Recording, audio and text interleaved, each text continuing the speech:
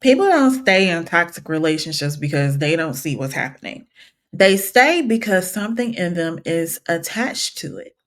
Welcome back to Love, Lust, and Life. And I'm your girl, Zelkai. So let's get into it. We're going to get into it. So you hear stuff like, oh, I know this isn't good for me, but then they still stay. Why? Because there's what the relationship looks like, and then there's what it feels like in your body.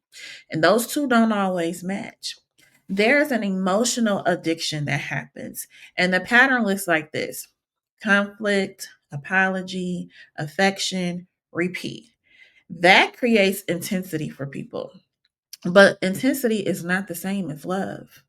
So that emotional what is it called? The roller coaster creates attachment. Well, that used to be one of my favorite songs by Vivian Green. Emotional roller coaster. Okay.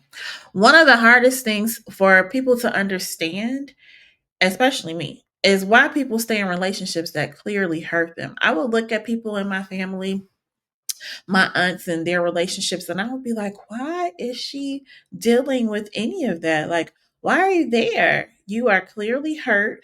You know that you're hurt. You know that this relationship and this person hurts you, sometimes physically, literally, right? Why the hell are you there? Like, what's going on? Well, what I've learned later in life is that when someone hurts you and then comforts you, your system links the two together. So now the same person who causes pain becomes the source of relief. That's a dangerous situation to be in. Then you have the trauma bonding. So when, two people have something in common that's a trauma between them, then now you're bonding. Even in the first example of the emotional attachment, this person caused the hurt and then now they're comforting you. Well, now for them, oh, this is a trauma that we can both respond to because we were both there in the relationship and it was happening to the both of us, even though they were the person that caused it. So when the two are mixed together, the brain associates the person with emotional intensity. Then you have the identity attachment. So people sometimes think, I've invested too much time, or who would I be without this relationship? And those things are scary too, because you should already be your own person outside of a relationship. That relationship should not define who you are. That's a part of what you do, right? That's a part of you, but that should not be your all in all totality of what makes you you. That be sounding crazy to me. And I'm not trying to judge. I may be judging, but whatever, right? Or the people who say about they've invested too much time, it's like I get it, but also at the same time, you're a manipulator if you really think about it. You've invested so much time in this person and now you're like, I don't want to give up this relationship even though it's bad for the both of us because I invested too much time and I'm not just gonna let that go.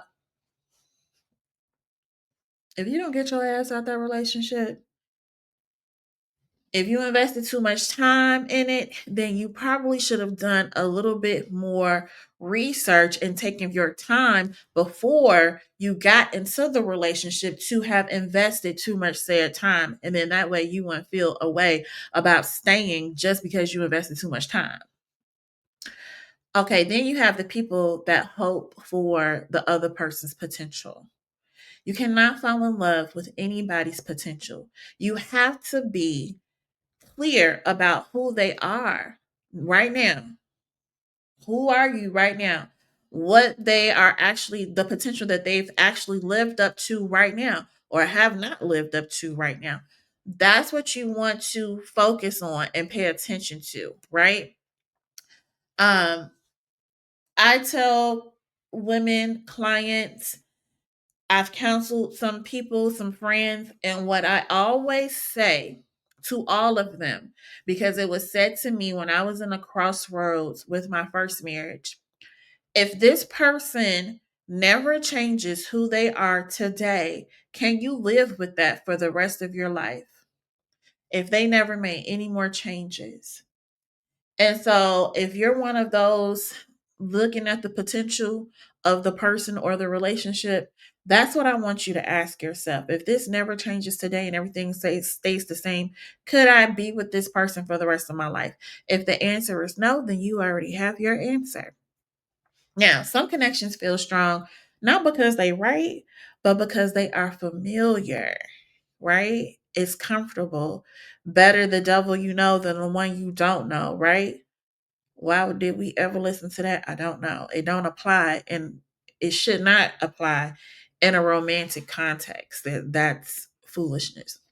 And then sometimes you're not just attached to the person, but you're attached to who you are in the relationship with the person. So some of us excel and we are the best version of ourselves when we're with a certain person, and so we want to keep that because of how we show up when we're in that relationship. That's a little dangerous too. Just be the person that you are in the relationship outside of the relationship. That's it. Learn how to embody. And if you don't know how to do that, then you need to sign up for the outside in method. Okay. Description to be in somewhere on here. The details for it. All right.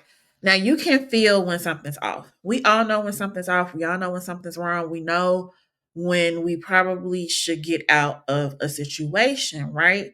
And then you just learn how to ignore it. That's not cool. What do you think? Let me know in the comments. What do you think keeps people stuck longer? Love or the emotional pattern?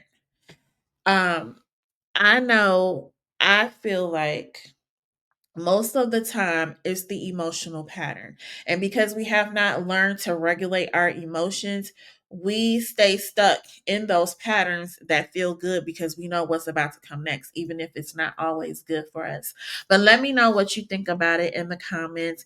And let me know, have you stayed longer than you should have? And why did you do it? Let's talk about it, okay?